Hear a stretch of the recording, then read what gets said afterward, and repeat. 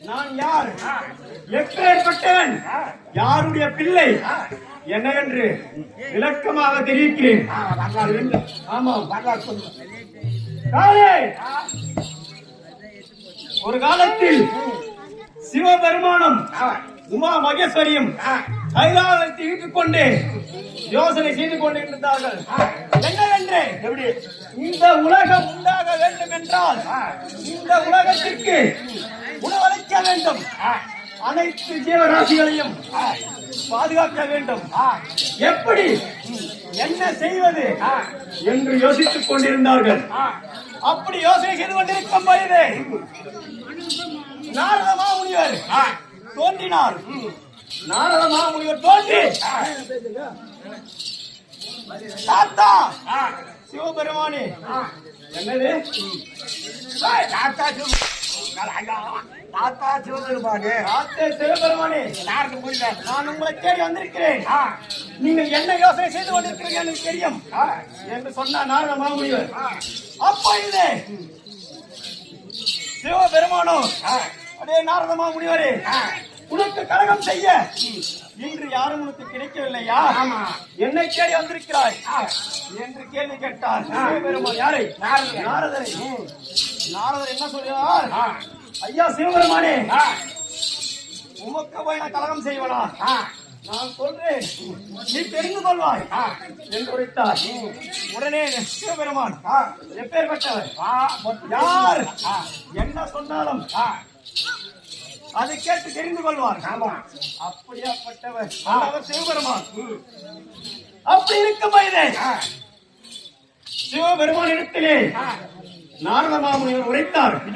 என்ன என்றால், தாத்தா சிவபெருமானே, இன்று நீண்ட பௌர்ணமி, நீங்கள் இன்று திருப்பாக்கடலில் சென்று சிவகங்கை என்ற இடத்தில் ஓம் என்ற வலம்புரி சங்கு ஒன்று உள்ளது.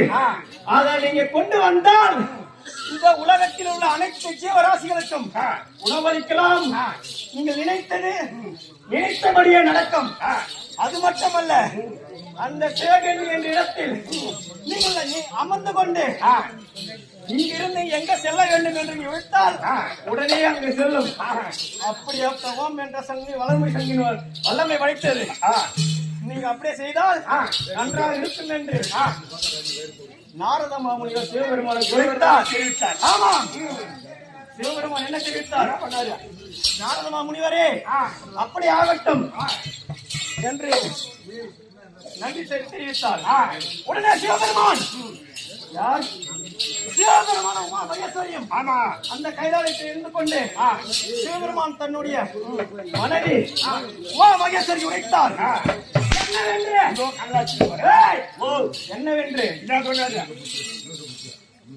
உமா மகேஸ்வரி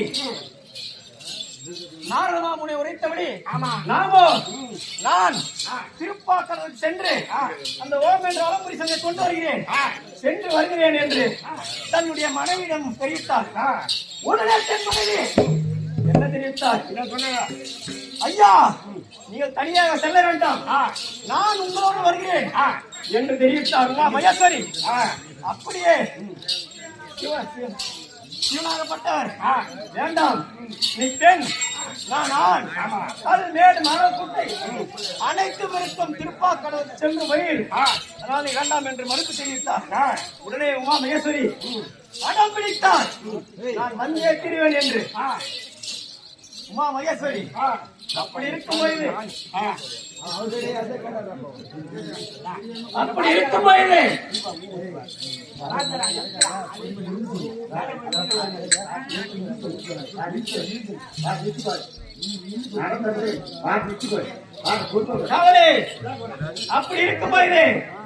சிவபெருமான் தன் மனைவி சொல்லி வருத்தம் தெரிவித்தார். மனைவி கேட்கவில்லை.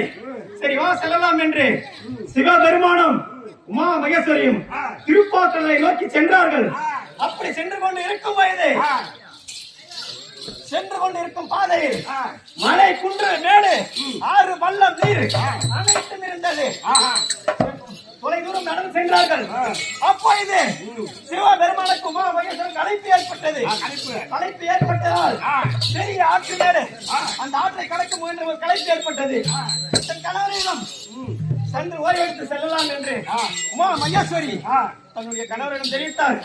அப்படியாகட்டும் என்று சற்று நேரம் ஓய்வெடுத்தார்கள். சிவபெருமானும் உமா மகேஸ்வரியும் அப்படி ஓய்வெடுத்துக் கொண்டிருக்கும் போது உமா மகேஸ்வரிக்கு தலைப்பாக கண்ணுறக்கம் ஏற்பட்டது. ஆமா, கண்ணுறக்கம் ஏற்பட்டது. ஆமா, அப்ப உமா மகேஸ்வரி தன்னுடைய கணவர் சிவபெருமானிடம் துணையில் படுத்துக் கொண்டு உறங்கிவிட்டார்.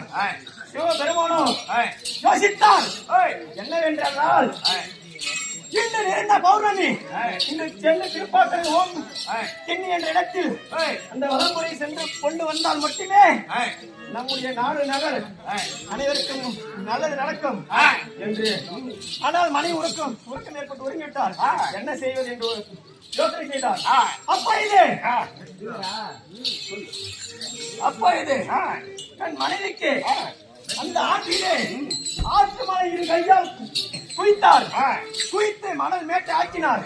அந்த மேட்டிலே தன்னுடைய மனைவியின் தலையை அமைத்தினார். அதை படு உறங்க வைத்தார். உறங்க வைத்து விட்டு அவர் சென்றிருந்தால் ஒரு பெண்ணுக்கு என்ன ஆகும் என்று தெரியாதல்லவா?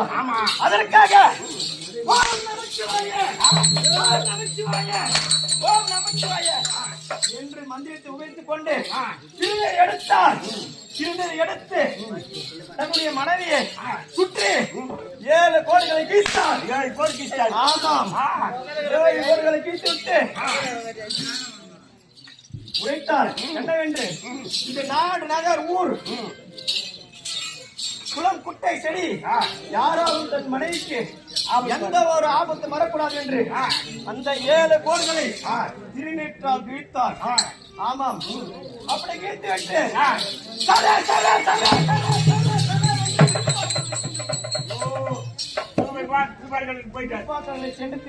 தீவிரமாக சென்றார்.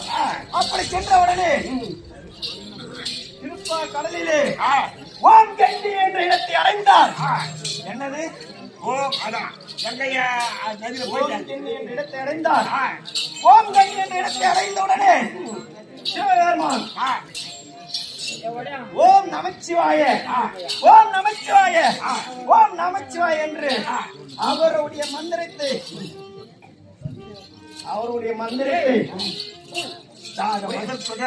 உரைத்துக் கொண்டு அந்த ஓம் கண்ணி என்ற இடத்தில் கங்கையில் அமிழ்ந்து 3 தரம் எழுந்தார். 3ஆவது தரம் எழும்பொழுது ஓம் சிவபெருமானே அப்படி என்று ஒரு சத்தம். திரும்பி பார்த்தா சிவபெருமான். யார் கூப்பிடாது நம்ம? ஓம் ஜலகண்டியே. என்னது? ஓம் ஜலகண்டியே என்று கேட்டார். சிவபெருமான், நீ யாரை தேடி இங்கு வந்திருக்கிறாயோ அவரை நான் தான் ஜலகண்டி என்று சொன்னது அந்த ஓம் என்ற வலம்புரி சங்கு. அப்படியே யோசனை செய்தார். நாரத மாமுனி சொன்னது சரி தவறா என்று யோசித்து அந்த வலம்புரி சங்கிடம் ஒரே நேரத்தில் வைத்தார். என்னவென்றால், இங்கிருந்து இந்த நொடி பொழுதில் என் மனைவி இருக்கும் இடத்தில் நான் சென்று அடைய வேண்டும். நீ என்ன செய்வாய் என்றார். உடனே இந்த ஜலகண்டி சிவபெருமானை அழைத்துக் கொண்டு தன் மனைவி இருக்கும் இடத்திற்கு வந்து சேர்ந்தார்கள். சிவபெருமானும் ஜலகண்டியும் அப்படி வந்தவுடனே தன் மனைவி அவர் வருவதற்குள்ளாகவே எழுந்து விட்டார். உறக்கத்தில் இருந்து கண் விழித்தார். கண் விழித்த உடனே என்னாச்சு வருத்தப்பட்டாள். தன் கணவர் காணவில்லையே, எங்கு சென்றார் என்று யோசனை செய்தார். உடனே எழுந்திட்டு பார்த்தால் அவரை சுற்றி 7 கோடுகள் இருந்தது. அந்த 7 கோடுகளை கண்டு கோபப்பட்டால், அவசரப்பட்டால். ஆமாம், என்ன செய்தார்? அந்த 7 கோடுகளையும் 7 மதில் சுவராக எழுப்பினார். என்னது? 7 மதில் சுவர். 7 கோட்டை சிவபெருமான் கோரிக்கிட்ட 7 கோடுகளையும் 7 மதில் சுவராக எழுப்பினார். ஆமாம், 7 மதில் சுவராக எழுப்பிவிட்டு உமா மகேஸ்வரி கைலாயத்துக்கு சென்று விட்டார். எங்கு சென்று விட்டார்? கைலாயத்துக்கு சென்று விட்டார். உடனே சிவபெருமானம் ஜலகண்ணி வந்து பார்த்தபோது இல்லை, காணவில்லை. மதில் சூர்களாக இருந்திருக்கிறது. சிவபெருமானம் கோபப்பட்டார், ஆத்திரப்பட்டார். தன் மனைவிக்கு என்று கோபப்பட்டு உடனே இது ஒரு பெண்ணால் உருவான சேவரு. என்ன சேவரு? 7 மதில் சேவரு. அதனால் அந்த இன்றை ஒரு பட்டணமாக உயிர் கொடுத்து இங்கு மனிதர்களை உருவாக்க வேண்டும் என்று எண்ணினார். உடனே தன் மனைவி உருகிக் கொண்டு வீழ்ந்து சென்ற அந்த மணல் மேட்டை கைதொழித்து எழுப்பினார், உயிர் கொடுத்தார். உயிர் கொடுத்து எங்கு அது என்னது? உயிர் கொடுத்தது ஆற்றில் இருந்து குவிக்கப்பட்ட மணல். தன் மனைவி உறங்கிக் கொண்டிருந்த தலைமையில் இருந்த மணல், அந்த மணலுக்கு உயிர் கொடுத்து அருவியில் இருந்து குவித்து உயிர் கொடுத்தினால் அருளிங்கம் என்று பெயர் சூட்டினார். ஆமாம். இரண்டாவதாக ஒரு ஆண் மட்டுமே ஒரு நாட்டை ஆள முடியாது, ஒரு பெண் துணை வேண்டும். அதற்கு யோசனை செய்தார். என்ன யோசனை செய்தார்? தன்னுடைய மனைவி 2வது கால்வாதத்தில் மணல் மேட்டை குவித்தார், அதற்கு உயிர் கொடுத்தார். உயிர் கொடுத்து கல்யாணி என்று பெயர் சுட்டினார். என்னது? கல்யாணி என்று பெயர் சுட்டினார். அருலிங்கத்திற்கும் கல்யாணிக்கும் ஜலகண்டீஸ்வரி அவர்களின் உதவியால் ஆசைப்படி இருவருக்கும் திருமணம் செய்து வைத்தார். இருவருக்கும் திருமணம் செய்து வைத்து, ஓ அருலிங்கமே என்று சொல்லி, கல்யாணியே உங்கள் இருவரும் இந்த ஜலகண்டியை வைத்து நீங்கள் நானே இதை கொடுத்தேன், அதனால் என்னுடைய ஞாபகமாக வைத்து நீ தினமும் பூஜை செய்து வந்தால் கேட்கக்கூடிய அனைத்து பொருட்களும் கிடைக்கும், நாடு நகர் செய்து வாங்கும் என்று ஒரு நாட்டையே உருவாக்கி வைத்துவிட்டு சிவபெருமான் கைலாயத்துக்கு சென்று விட்டார். அவர் போயிட்டார். கைலாயத்துக்கு சென்று விட்டார். ஆமா. உடனே அருலிங்கமும் கல்யாணியும் அந்த நாட்டில் வசித்துக் கொண்டு சந்தோஷமாக தினமும்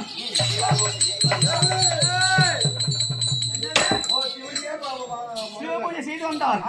அந்த தினமும் அவர்கள் சிவபூஜை செய்யாமல் எந்த ஒரு வேலையும் செய்வதில்லை. அப்படி செய்து கொண்டிருந்தார்கள். அப்ப இது அருலிங்கத்திற்கும் வயதாகி விட்டது. அவருக்கு ஒரு துணை வேண்டும். ஆனால் வேறு எந்த பெண்ணையும் வர முடியாது. அதனால் அருலிங்கம் என்ன செய்தார் தெரியுமா? அவர் ஒரு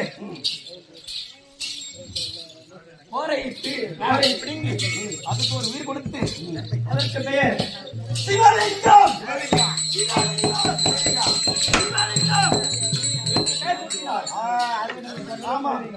இரண்டாவது தலைமுறை சிவலிங்கம். முதல் தலைமுறை யார்? அருலிங்கம். இரண்டாவது தலைமுறை யார்? சிவலிங்கம். சிவலிங்கமும் அனுதினமும் சிவனுக்கு பூஜை செய்வது வழக்கம். மறுபடியும் அவருக்கு துணையாக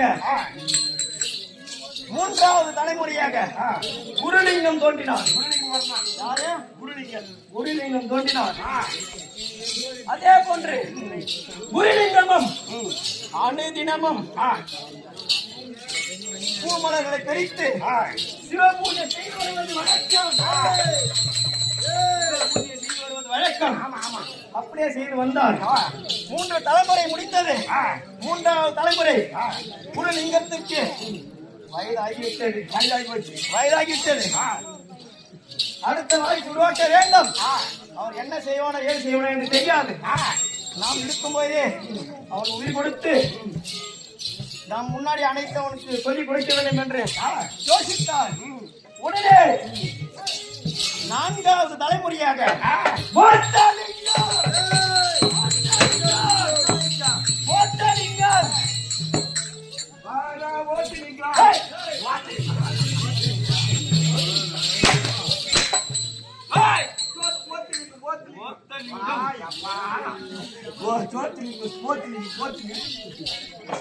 தலைமுறை? நாலாவது தலைமுறை.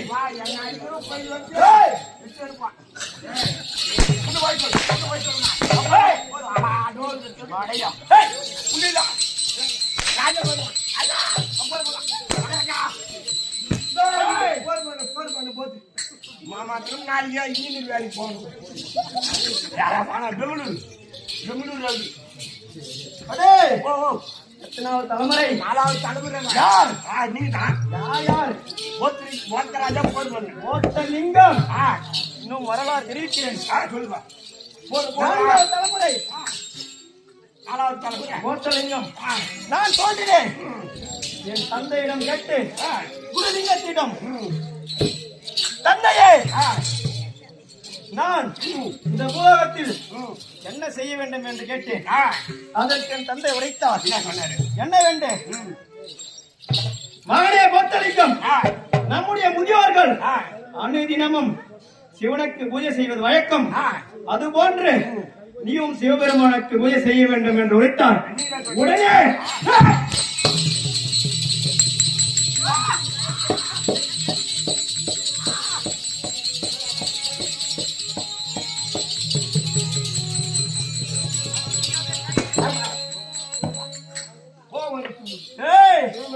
கோபப்பட்டேன்.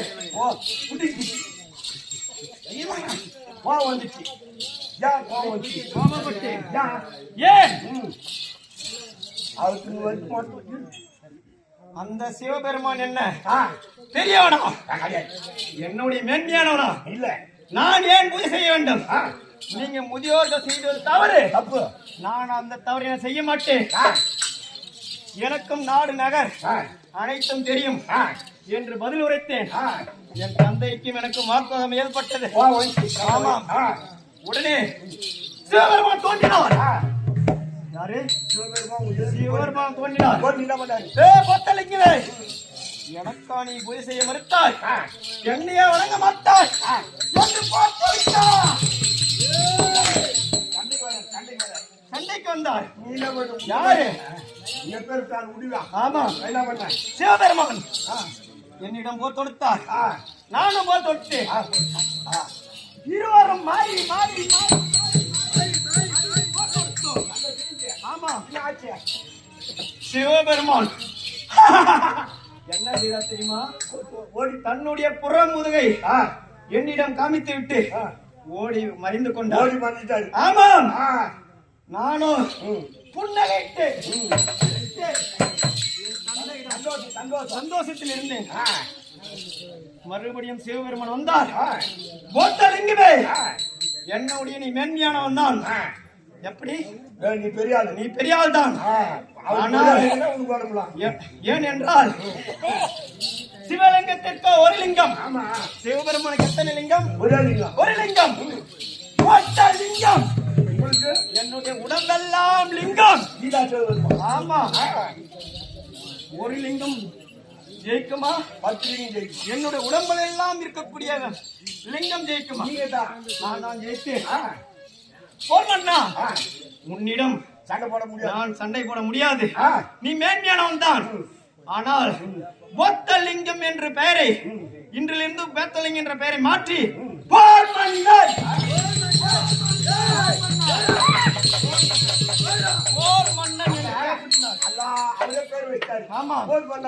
போர் மன்னன் என்று பேர் சுட்டினார். அவருடைய வீரத்தை பாராட்டி என்னுடைய பேர் மாற்றினார்.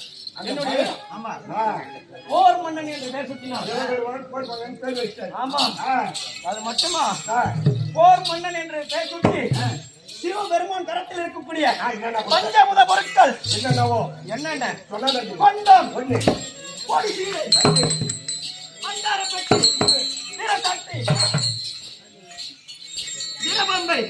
இப்படி சொல்லக்கூடிய 5 பஞ்சபூத பொருட்களையும். பஞ்சபூத பொருட்கள் என்றால் என்ன? அதான் சிவச்சின்னம். சிவச்சின்னங்கள். சிவன் நெற்றிக் கண் 5, பஞ்சபூத தலங்கள் 5, சிவன் கரத்தில் இருக்கக்கூடியது 5. ஆக மொத்த சிவனுக்கு உண்டான 5 பொருட்களை என்னுடைய கொடுத்து சிவன் போயிட்டார். கொடுத்து போர் மன்னா, உனக்கு 5 பஞ்சகூட பொருட்களை கொடுத்திருக்கிறேன். இன்றிலிருந்து இதை வைத்துக் கொண்டு நீ மேன்மையானவன் தான். உன்னுடைய சிவனந்தாவரி பட்டணத்தை ஆட்சி செய்து கொண்டு தினமும் பூஜை செய்து கொண்டு வாழ்வா என்று தெரிவித்தார். நான் அப்படியே சரி என்று உரைத்தேன். உடனே ஆனால் ஒரு நிபந்தனை தெரிவித்தார் எனக்கு. என்னவென்றால், போர் மன்னா, இது ஒரு பெண்ணால் உருவான நாடு. ஆமா. எந்த நாடு? இந்த சிவனந்தாவரி பட்டணம். ஆமா ஆமா. சிவனந்தாவரி பட்டணம் பெண்ணால் உருவான நாடு. அதனால் நீயோ எந்த பெண்ணையும் ஏறெடுத்து பார்க்காமல் இருக்க வேண்டும். அப்படி ஏதாவது ஒரு பெண் மீது நீ ஆசைப்பட்டாலோ, நீ ஏறெடுத்து பார்த்தாலோ, அன்றிலிருந்து இந்த சிவனந்தாவரி பட்டணம் அழிந்துவிடும். அதனால் இது மட்டும் ஒரு நிபந்தனை. அப்படி என்று உரைத்து விட்டு சிவபெருமானம் கைலாயத்துக்கு சென்று விட்டார். எங்கே? கைலாயத்துக்கு சென்று விட்டார். ஆமா. அன்று முதல் இன்று வரை நானே சிவனந்தாவரி பட்டணத்தை சீரும் சிறப்புமாக எந்த ஒரு குறையும் இல்லாமல் அனைத்து ஜீவராசிகளுக்கும் உணவளித்து இந்த சிவனந்தாவரி கோட்டையை ஆண்டு வருகின்றேன் அல்லவா? என்னுடைய வீரம் தெரிந்து கொண்டாயா? தெரிந்து கொண்டாயா? உலகத்திலே பேர் பெற்ற சிவனந்தாவரி ஆளக்கூடிய போர்ராஜா போர் மன்னன் புலிப்பார்வையுடையவர். இன்னும் தெரிவிக்கிறேன்.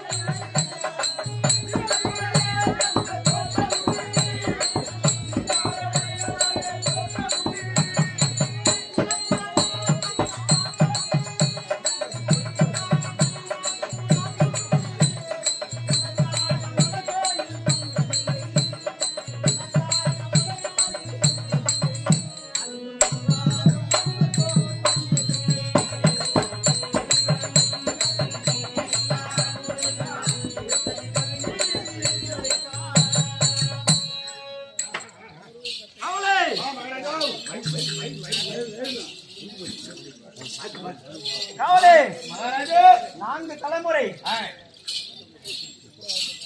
அருலிங்கம், சிவலிங்கம், குருலிங்கம், கோத்தலிங்கம் இப்படி சொல்லக்கூடிய 4 தலைமுறையாக இந்த சிவனந்தாவரி பட்டணத்தை ஆண்டு கொண்டு வருகிறேன். எப்படி?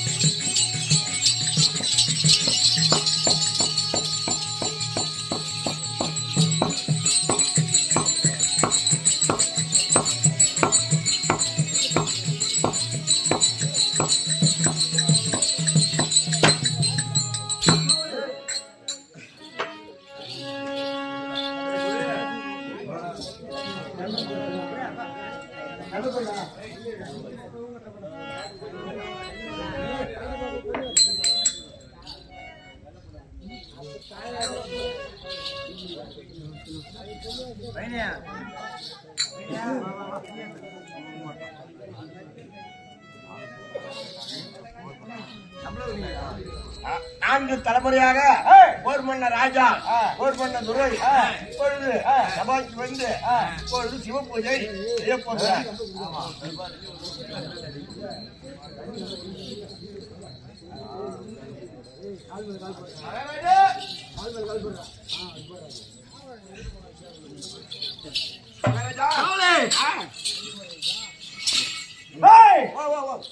நான் வரைக்கும் போயிருந்தேன். ஆமா, காலையில் இருக்கக்கூடிய சலங்கை நட்டாளம் வலைதனில் மேலம் தாளம் எப்படி ஒலிக்கிறது பார்த்தா வேலை வாக்கியம் தாம் தாமனம். ஆமா, அதுவும் தவிர நாலு அன்னைய வண்டிய கிளம்புறமோ அப்படி விளையாட்டு கோயமணி பண்டார பெற்றுடன் வரும்போது போய் வந்த ராஜாவுக்கு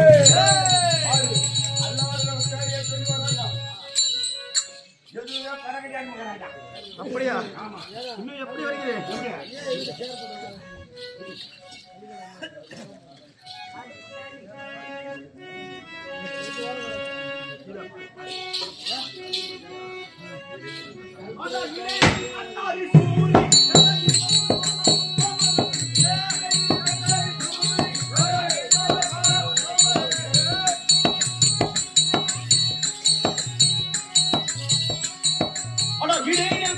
சூரி நல்ல இன்பமுடன் பாலாவும் தோமரம் பிடித்து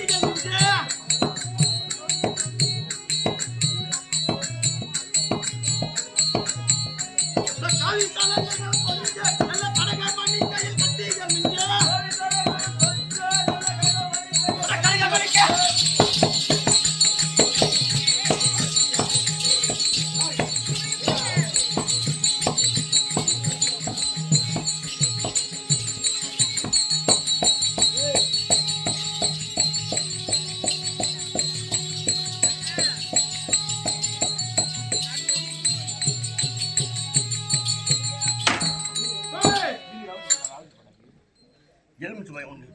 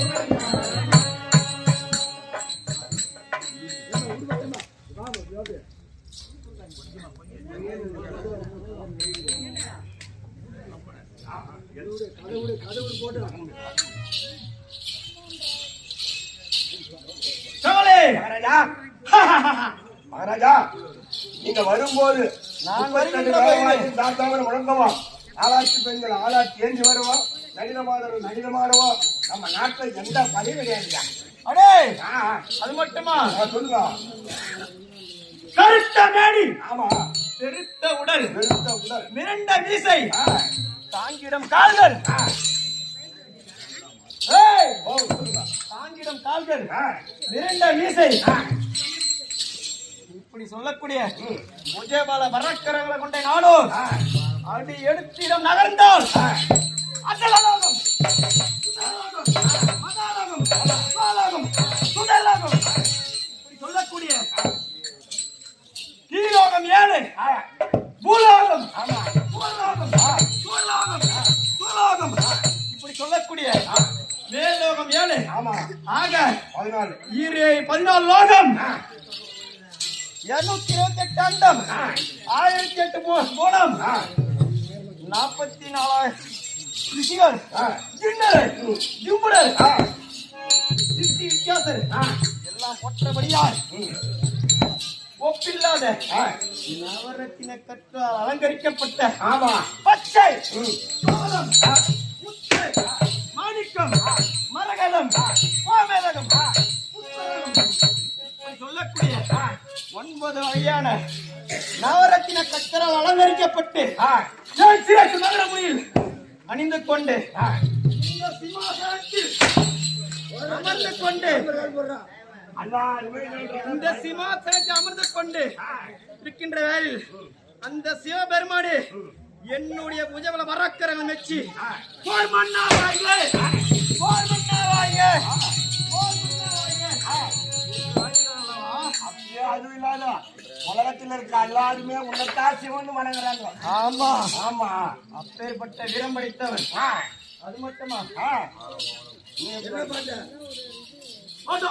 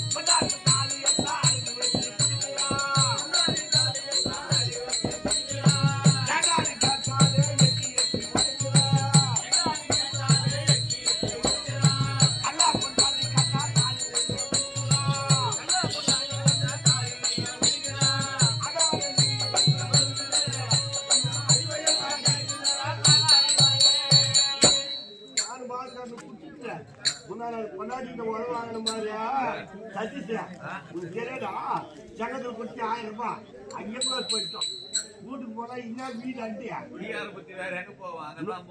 லோனு நிலத்தை வித்து விட்டுட்டோம் அதுலதான் வித்து ஆடி 5000 வீட்டுல விட்டுங்க அனுபவம் 2 மாடு இல்ல மாடு கூட வச்சு திருத்திக்கு போய் நின்று படிக்கா வரும் உன்னோட கரத்திலே ஈட்டி ஜாட்டி பத்தாளம் தாளம் நேரம் வில்வாள் போர்வாள் கொலைவாள் சொல்லக்கூடிய 32 ஆயுதம் ஏத்தி என் கரத்தில் வருகின்ற போது எப்படி இருக்கிறது? ஐயோ அவனே இவரே இவர்தான் அது மட்டுமா நான் வருகின்ற போது குத்தை முரசுகள் பாடவம் குடியிட மாதர்கள் யார்? ரம்பை ஊர்வசி மேனகை சொல்லக்கூடிய நாட்டிய பெண்கள் எல்லாம் கடின மாடவம் பெண்கள் எல்லாம் ஆறுக்கு எடுத்து என்னை போற்றும். ஆமா அது மட்டுமா நாம் அனுதினமும் சிவன் படி சிவ பூஜை செய்வது வழக்கம். புறப்பட செல்லலாம். அப்படியா?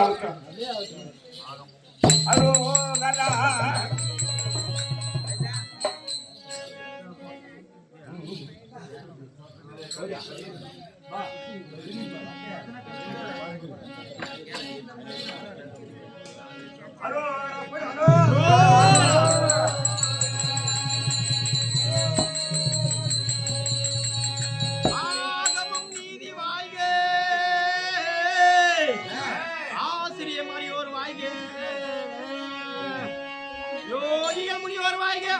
உத்தம ஸ்திரீகள் வாங்க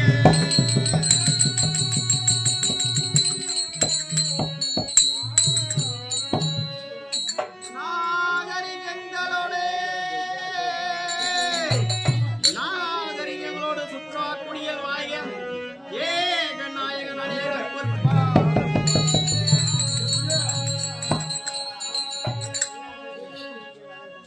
ஓ மரகரா சிவசிவா கைலை வாசா சிவபெருமானே நானோ அனுதினமும் என்னை முயற்சி செய்வது வழக்கம். அது போன்று இன்றும் செய்கிறேன்.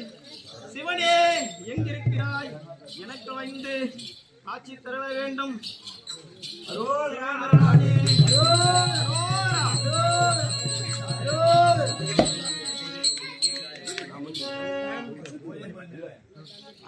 பூஜை போரிந்திடுவேன்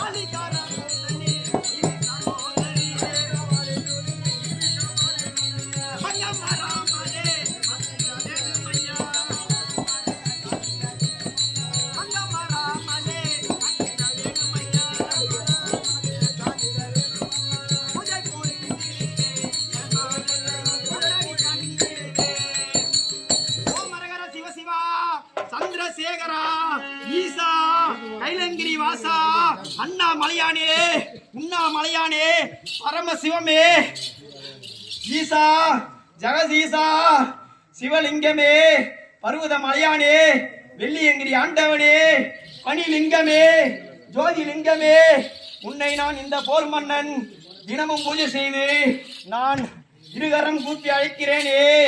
ஈசா, எங்கிருக்கிறாய வந்து இந்த போர் மன்னனுக்கு நீ அருள் புரிவாயே. ஈசா, ஜெகதீசா, பெற்றதாய்தனை மகன் மறந்தாலும், பிள்ளை பிறந்தாய் மறந்தாலும், உற்ற தேகத்தை உயிர் மறந்தாலும், உயிரை மேவிய உடல் மறந்தாலும், கற்ற நெஞ்சகம் கலை மறந்தாலும், கண்கள் இன்றி மெய்க்க மறந்தாலும், நற்ற வரத்துள் இருந்தோகும் இந்த நமசிவாயத்தை நான் மறவேனே. ஈசா, ஜெகதீசா, என்னையும் இந்த நாட்டு மக்களையும் இந்த ஊர் பொதுமக்களையும் எந்த ஒரு குறையும் இல்லாமல் இந்த சிவனந்தாபுரி பட்டணத்தையும் என்றும் போல் இன்றும் நீயோ எங்களுக்கு அருள் செய்து இந்த வீரானந்தலையும் இந்த மக்களையும் இந்த மேடையில் அடித்துக் கொண்டிருக்கிற அனைத்து மக்களையும் ஊர் பொதுமக்களையும் நீயே வந்து அருள் புரிவாய ஈசனே.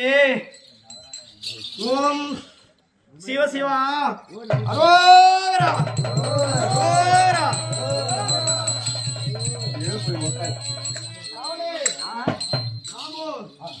அனுதினமும் சிவபெருமானுக்கு பூஜை செய்து நாமோ சிவனந்தாபுரை பட்டணத்தில் இருக்கிறோம்.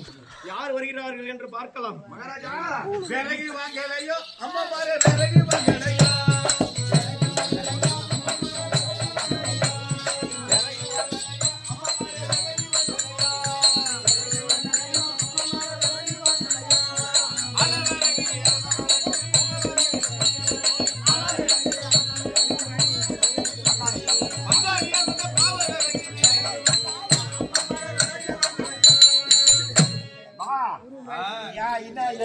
போய் விட்டா ஒரு தெரு உள்ள இந்த ஊர்ல செட்டி தெரு போனியா? செட்டி தெருல இருந்து ஒரு தெரு உள்ளன்ற அண்ணாமலையார் வீதியில இருந்து எல்லா வீதியிலும் போய் பாத்துட்டேன். யாரு கேட்கல, ஒரே ஆள் வாங்கல. யாரு கேட்பாங்க? செவரு வந்து வலுவா கட்டி வச்சுக்கிறேன். அடிகாரங்கள் போட்டு கல்ல வலுவா கட்டி வச்சுக்கிறேன். திறமை வந்தா என் சேத்து சாப்பிட்டு போறேன். யாரு வாங்குற மாதிரி தெரியல. யாராவது விறகு வேணும்னு வந்தா நான் அப்படி பத்துக்கிறேன். கூப்பிடு. அப்படியா? உனக்கு வேற பசி பசி. ஆமா, உனக்கு யாருன்னா தாய் தவுப்பு யாருன்னா இருக்கிறாங்களா? இருக்கிறாங்களே, எனக்கு தாய் ஒருத்தர் இருக்கிறாங்களே, தங்கச்சி ஒருத்தி. அவங்க எல்லாம் பட்டினியா சாவுறாங்க. பட்டினியா சாவுறாங்க. அவருக்கு பழுப்பு வந்துக்கிறேன். விறகு வித்தாதான் அவங்களுக்கு சாப்பாடு. இந்த வரு சாராங்க சாவுமா? ஏமா ராஜா போஜா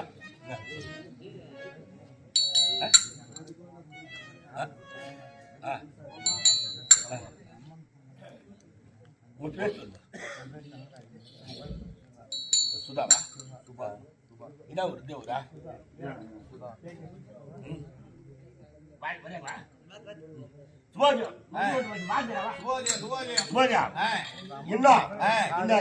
காகரத்துப்பாளையம் கேகப்பாளையம் நகரை சேர்ந்த வீராந்தலை சேர்ந்த பேரு தங்கராஜி.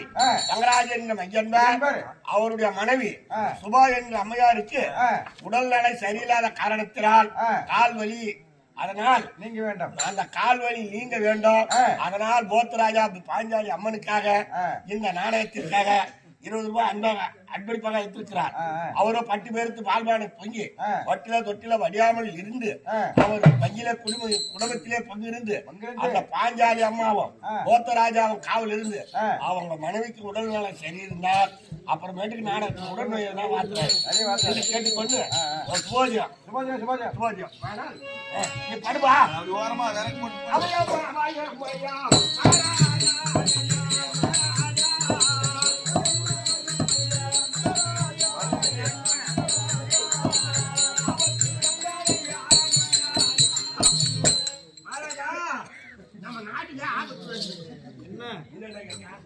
யாரோ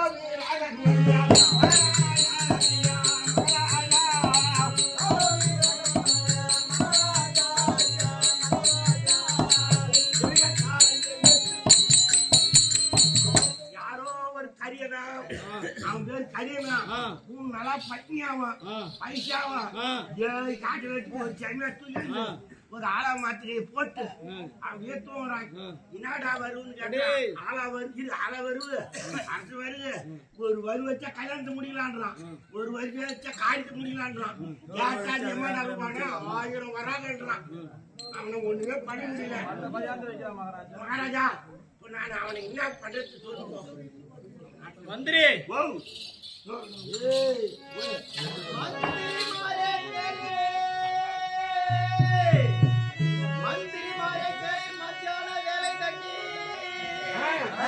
சிந்தையோ கலைஞர்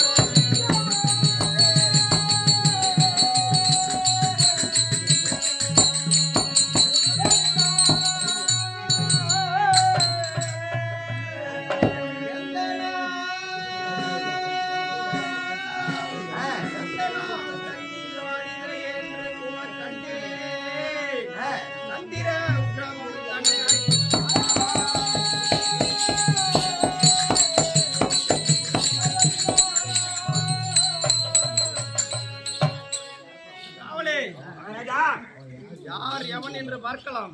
நீயோ சென்று என்னுடைய மந்திரி உக்கிரபானுவை அழைத்து வருவாய்.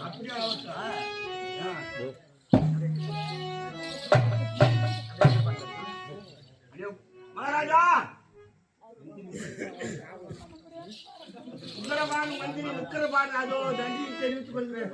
உக்கிரபானு மாதம் பாணிந்த மந்திரி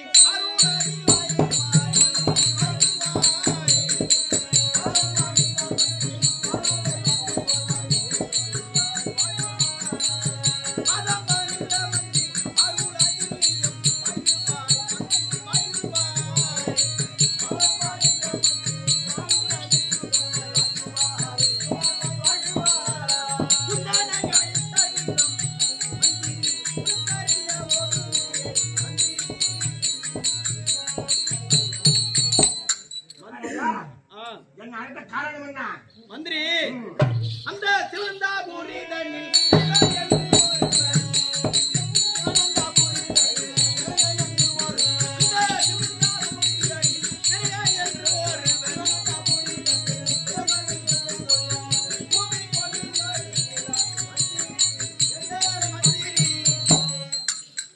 மந்திரி உக்கிரபானு என்னுடைய பாதங்கள் பணிந்தபடியா இந்த நாட்டிலே என்றும் சீரும் சிறப்பாக வாய்ந்திருப்பாய்.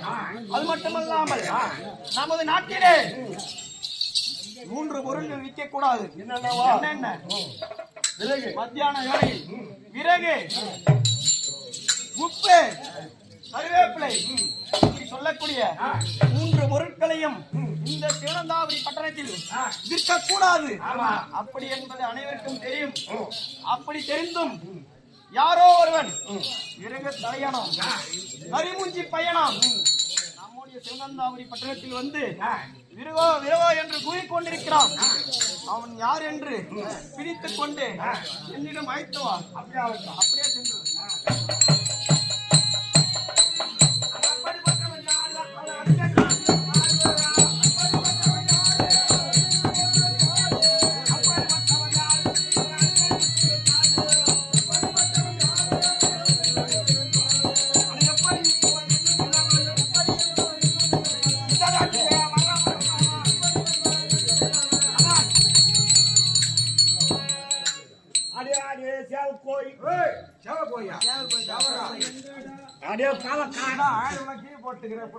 என்னுடைய வேறு அப்படித்தான். ஈர வெங்காயத்தை இருந்துட்டா வெட்டுவேன், பச்சை வாழை மரத்தை 10 வெட்டுவேன், செத்து போன பாம்பு கண்டா 15 ஈர சோரக்காய் 4 வெட்டுவேன். மயிரா செத்து போன பாம்பு கண்டா அடிப்பேன். சரி மகாராஜா கட்டளப்படி கட்டளப்படி அந்த வெறும் தலை 4 வீந்தாவது அவனுக்கு. சரி மெதுவா போ.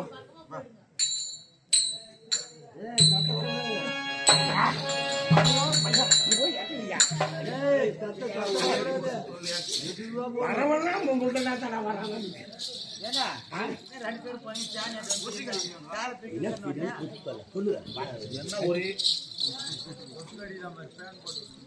நோல்ல அந்த எலும்புக்கு பொது கட்சாயினா ஷூ கம்பெனில போய் என்ன கட்சி மூட்டை பிடிச்சி கட்சாயினா சரி ஏய் பாருங்கடா இப்படி வாப்பா டேய் நீ என்ன ஏய் பண்ணா பாத்தா என்னால தான் முடியல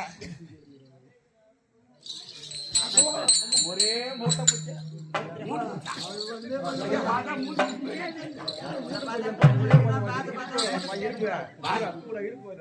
என்னடா புண்டவாளிக்கு போச்சு வா வா என்னடா இவனை தூக்கலான்னு பார்த்தா கூட 150 கிலோ பண்ணடா எப்படா தூக்கத்து இப்ப பாருதா இப்ப நான் அமுகுற மாதிரியாப்பா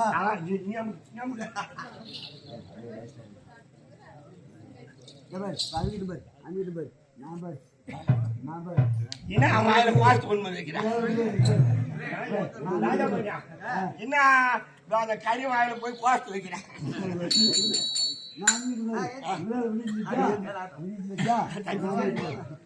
அடே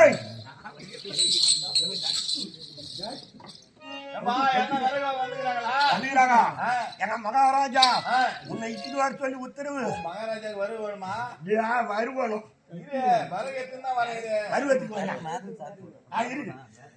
அப்படியே அந்த மருத்துவ கல்வல் வைய மகாராஜா சொல்லும். மகாராஜா போய் புஷ்ட அவன அவன் தலை மேல வரிவு வச்சுக்கிறான். அதோட மரணம் பண்ணிக்கிட்டா எப்படி அந்த நம்முடைய மகள் செவற்று மேல சாத்தி விட்டு அவனை ஆயிட்டுவார். அப்படியே போட்டுட்டாரு. அரண்மனை உள்ளோடு அப்படியே நெய்யக்கூடாது. மகாராஜாவுக்கு கொண்ட வச்சுக்கிறாரு குச்சிக்குவாரு. நீ என்ன பண்ற எங்க மகாராஜா கட்டல அந்த சோத்து மேல அதான் கோட்டை மதில் மேல சாத்து கோட்டை மதில் மேல சாத்தணும். பலமா இருக்குமா நீ சாத்தம்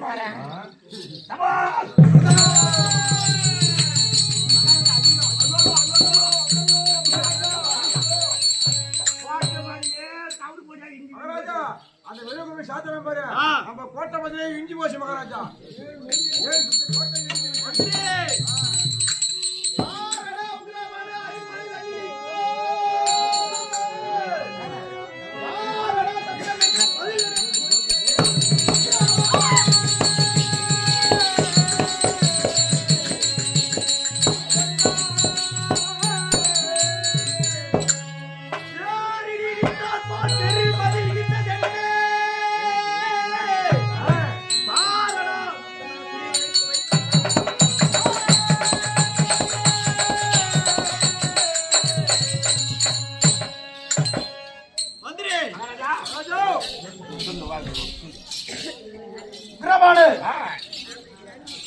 நம்முடைய கோட்டையில் யார் அது சத்தம் இடித்து பெரும் இடி இடித்தார் போல் சத்தம் உரைத்தது.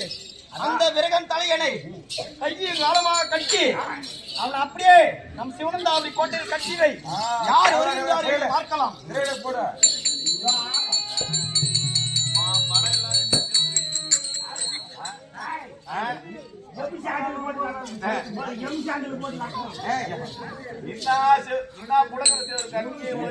ஒரு விறகு ஒரு சமதான் சாப்பிட்டு அது எப்படி போச்சு மணல்ல கட்டல எம்சாண்டு பலமா இருக்கா எங்களால முடிஞ்சுதாங்க அதுவே நூல் பெங்களூர்ல தீடி எடுத்தாந்து கட்டுங்களா பாய் பெங்களூர் திருடியா தான் என்ன திருநாளி சொல்லி எங்க மகாராஜா கட்டல இச்சுக்கோ பாக்கலாவா இவ்வளவு நாட்டாலே விறகு தலையணை விறகு தலையணை சிறையில் அடைக்கவா இதை அறிந்த கோபால கண்ணன் கிருஷ்ணம்பாலாக தாக்கேள்வியாக வருகிறவுடன்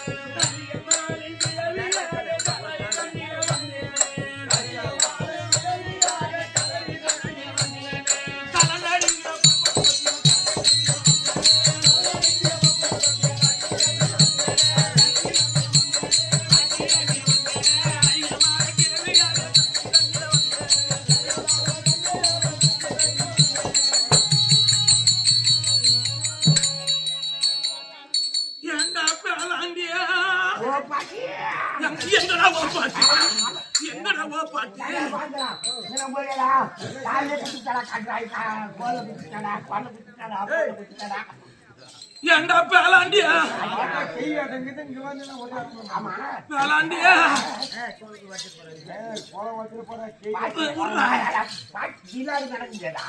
ஏண்டா உன்னை தூக்கி போய் மாரியாத்தா கூதில வைக்க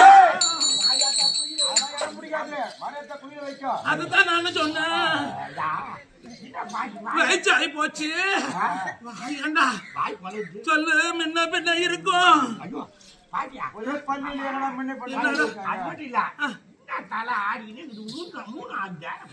ஏண்டா பேலாண்டியா எனக்கு தலை மட்டும் ஆடுது நீ நடக்கும் போத உன் ஆட்டு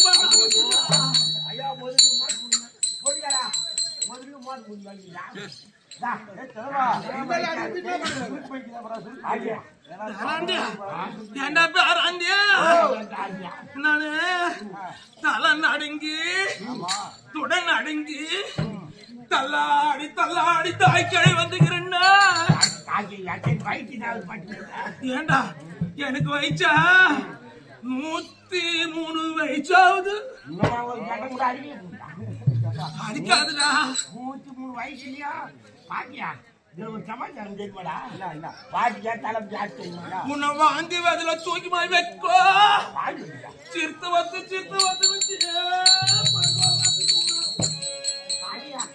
நீ சொல்ற நான் ராஜாமணி காய்ச்சி சொல்லிட்டேன் சிறுத்தை எங்க பக்கம் வந்துட்டு நீ தைரியமா வரல ஏண்டா பேராண்டியா உன்னை சிறுத்த வந்து அடிக்கலாம் கூட அது வர சாவு எங்க இருந்தாலும் வண்டியில இருந்து கூட வீட்டு அங்க பேண்டாதி போட்டுக்குவேன்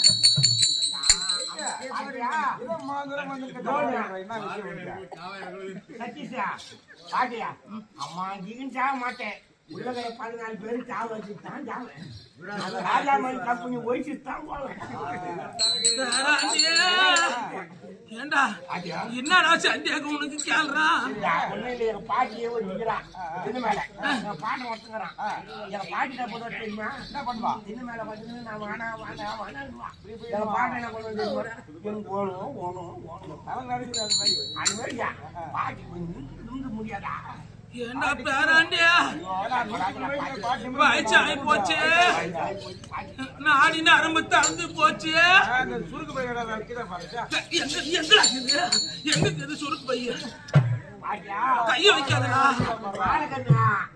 அது போய் அவன் மாணவர் தாங்கிட்டான் பாத்துக்கிறேன்.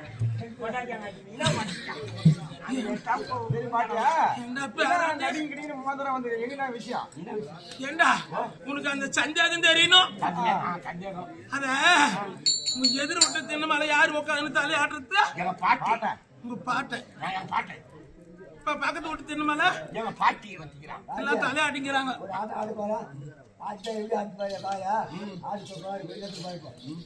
ஏண்டா இந்த எதுக்கு இப்படி ஆம்பளை இப்படி தலையாட்டுறாங்க, பெண்கள் படி தலையாட்டுறாங்கன்னு உனக்கு சந்தேகம்? அது சந்தலேக்கம் உனக்கு? சந்தலேக்கம் அந்த சந்தேகம் எது தெரியுமா? ஒரு ஆண்கள் இருக்கிறாங்களே, அவங்க பிறந்து ஒரு வயசான பருவம், வயசுக்கு வந்துட்டா அதுல இருந்து கடிச்சா அவங்க கட்ட மேல போறாங்க பாரு. கடிச்சா போற வரலையும் பொம்மையாட்டி ஆசை இருந்துக்கினே இருக்கும். அதனால எனக்கு பொம்மையாட்டி ஓணும் ஓணும் ஓணும் இப்படியே தலையாட்டுவாங்க ஆம்பளைங்க. ஆமா, பெண்கள் இருக்கிறாங்களே அவங்க ஒரு 2 பிள்ளை பெத்துட்டுமே, 2 குழந்தை பெத்துட்டா நாடி நரம்பலாம் தழுந்து போயிடும். அதுக்கப்புறம் எனக்கு ஆம்னியா வானா வானான்னு இப்படி தலையாட்டுவாங்க. அதான்டா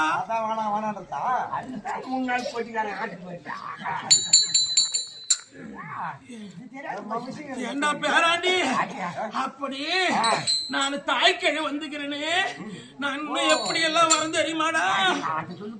கைய வைக்காத பேசுறா. நானே நிக்கிறது கோல் ஊனின்னு முடியாது நிக்கிறேன். கையும் மேல வந்து செவரு மேல செவத்து மேல கை வைக்கிறேன்.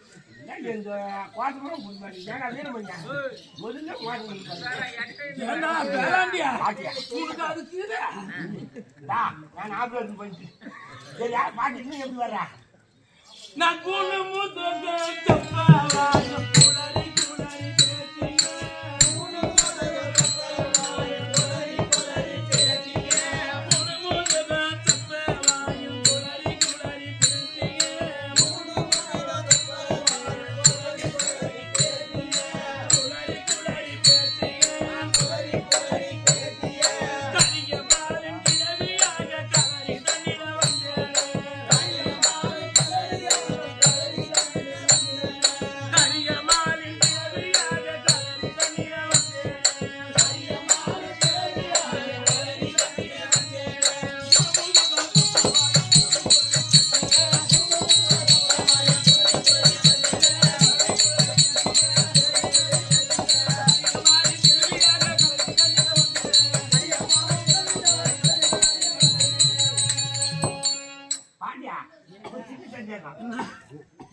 முதல்ல தலையாட்டுல 2வது ஆட்டுல ரைட்டா திருப்பி கொஞ்ச நேரத்துல நட்டுக்கு ஆடுறியா?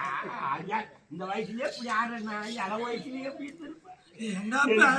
பாட்டு உடனே தண்ணி வருது. என்னது பாட கண்ணுல வாயில சொல்லு வருது.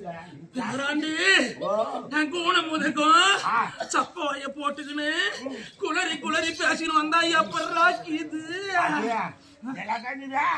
பாட்டி? ஆனா வயசு ஆகி போச்சு பாவம். அம்மா உன்ன பாட்டா பஞ்சாபா ஏண்டா பேராண்டி? ஏண்டா நானு சரி நான் உண்மையான ஆளு உனக்கு கேள்வி மாதிரி தான் தெரியுது. நான் உண்மையான ஆளு யார் தெரியுமா?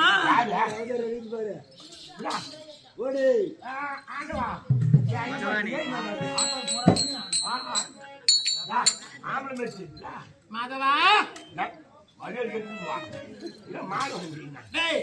உன்னை மாதவா என்று அழைப்பது யாரு? கூப்பிடுறது யாரா கூப்பிடுறதா? அப்படியே தொலைவா இருக்கு பேசுறேன். மாதவா, அந்த பகவான் கோபாலக்கண்ணனே நான் தான். நீ தான் என்ன டாக்டா சொன்னாலும் பாக்குறான் அந்த ஆள் கையில தண்ணி சக்கரத்தோட கையில புள்ள அந்த ஊரை கொண்டு வச்சுக்கிட்டு எம்மா அழகாக்குறாரு நீ பார்த்த மோடு பள்ளம் அந்த ஆளு எம்மா அழகாக்குறாரு மாதவா இது என்ன கோலம் என்று கேளு. அதான் மாறி போய்க்கியா மோடு பள்ளம் இதெல்லாம் அப்படியே கட்டு தட்டு பாருமா.